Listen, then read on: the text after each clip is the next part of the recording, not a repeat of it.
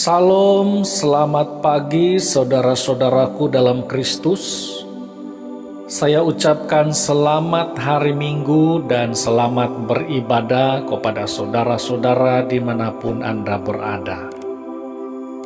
Tema firman Tuhan yang kita santap bersama pada pagi ini adalah orang berbahagia menurut Tuhan.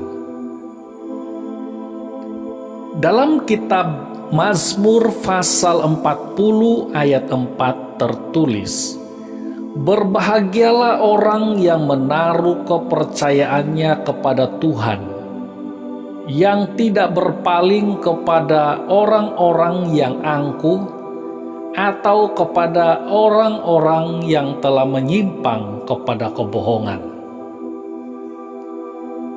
Saudaraku, menurut ayat ini, ada dua kumpulan orang yang berbahagia. Kumpulan yang pertama adalah orang yang menaruh kepercayaannya kepada Tuhan. Ternyata orang yang menaruh kepercayaan sepenuhnya kepada Tuhan itu adalah orang yang berbahagia. Artinya, dalam segala hal mereka ini mempercayakan diri sepenuhnya kepada Tuhan. Kenapa berbahagia orang yang menaruh kepercayaannya kepada Tuhan? Karena di dalam Tuhan ada pertolongan, ada perlindungan, dan ada berkat yang sempurna. Juga di dalam Tuhan ada keselamatan jiwa. Keselamatan jiwa bukan hanya di dalam dunia ini, tetapi keselamatan jiwa sampai kepada kehidupan yang kekal. Saudaraku, apakah pada saat kita percaya, beriman kepada Tuhan sepenuhnya, kita tidak perlu lagi segala rawatan perubatan modern dan hanya pasrah percaya kepada Tuhan saja? Saudaraku, Alkitab mengajarkan bahwa kita harus percaya, beriman dengan perbuatan.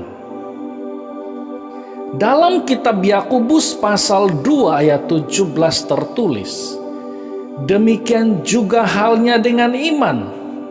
Jika iman itu tidak disertai perbuatan, maka iman itu pada hakikatnya adalah mati. Iman itu adalah sia-sia. Karena itu kita harus bersungguh-sungguh kepada Tuhan. Dalam masa yang sama, kita harus menggunakan hikmat yang telah diberikan oleh Tuhan."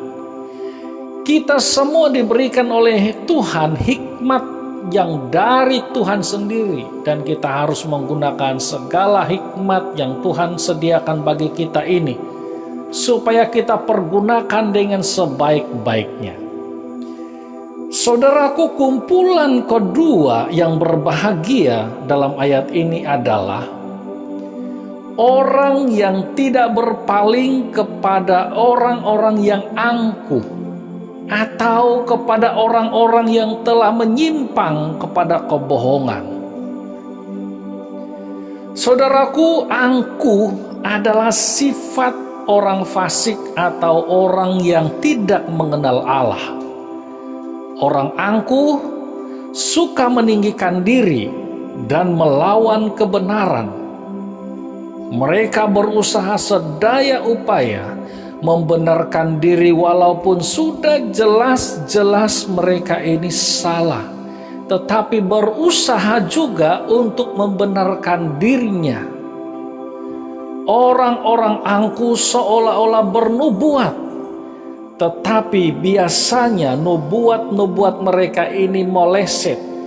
Tapi walaupun meleset, mereka akan berusaha mencari alasan untuk membenarkan nubuat-nubuat mereka.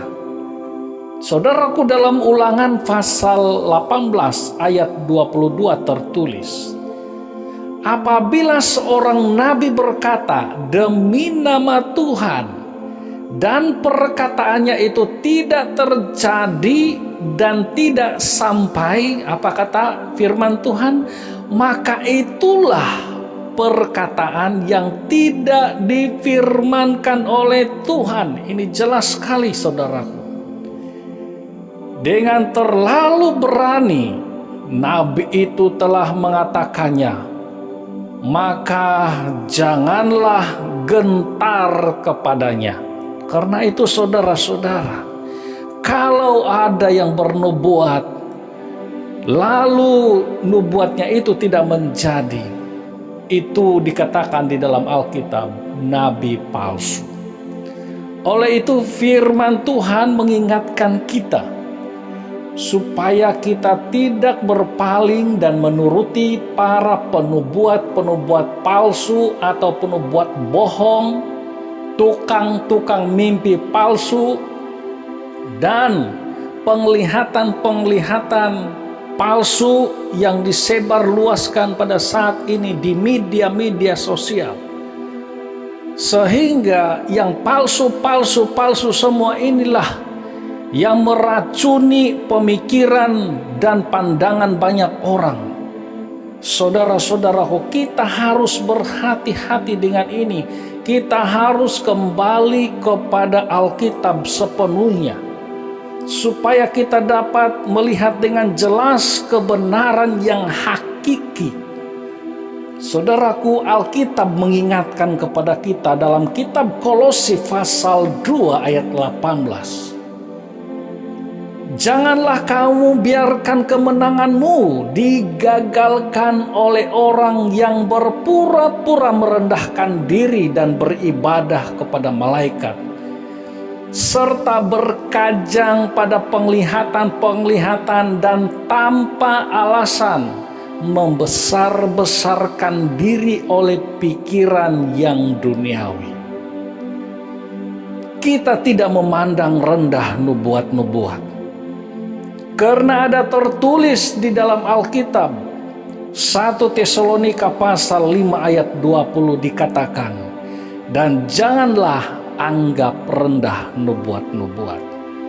Kita sama sekali tidak menganggap nubuat-nubuat itu sebagai sesuatu yang rendah. Kita menjunjung tinggi nubuat-nubuat. Tetapi segala nubuat yang disampaikan harus kita uji dengan kebenaran Alkitab. Kalau ternyata nubuat-nubuat itu tidak sejajar dengan ajaran Alkitab, kita harus berani berkata tidak kepada nubuat-nubuat itu. Apapun pandangan orang pada kita, kita harus berani berkata itu tidak benar. Kita harus pegang kebenaran Alkitab. Apalagi kalau nubuat yang disampaikan itu adalah nubuat-nubuat yang tidak benar, tidak terjadi. Itu benar-benar adalah nubuat palsu yang membingungkan banyak orang. Saudaraku, tetapi juga ada tertulis dalam ayat 21 kitab 1 Tesalonika pasal 5. Ujilah segala sesuatu dan peganglah yang baik. Oleh itu saudaraku, jangan biarkan kebahagiaan kita dirampas oleh kesilapan kita sendiri dengan menuruti pengajar-pengajar palsu yang bertebaran di mana-mana. Juga mereka ini adalah penubuat-penubuat palsu yang merosak iman banyak orang. Kita harus segera sadar dan bangun, dan dengan berani meninggalkan kesilapan itu. Saudaraku, kiranya firman Tuhan pada pagi ini memberkati, membangun, dan menguatkan iman kita semua. Mari kita berdoa. Bapa di sorga, kami bersyukur ya Tuhan, karena Engkau sentiasa mengingatkan kepada kami firman-firman-Mu yang luar biasa, menguatkan dan meneguhkan iman kami, supaya iman kami sentiasa murni. Pada hari ini Tuhan, kami mengerti satu pengajaran Tuhan, yaitu orang yang berbahagia adalah orang yang menaruh kepercayaannya kepada Tuhan sungguh-sungguh. Orang yang berbahagia adalah orang yang tidak berpaling kepada orang-orang angkuh atau orang-orang yang telah menyimpang daripada kebohongan. Ya Tuhan, saat ini hamba-Mu berdoa bagi semua pendengar dimanapun mereka berada, supaya mereka sekalian dikuatkan, diberikan iman yang teguh. Mereka semuanya diberikan kemampuan untuk menanggapi semua pengajaran-pengajaran yang bertebaran di mana-mana, supaya dapat menilai dengan jelas mana yang benar, mana yang tidak benar ya Tuhan.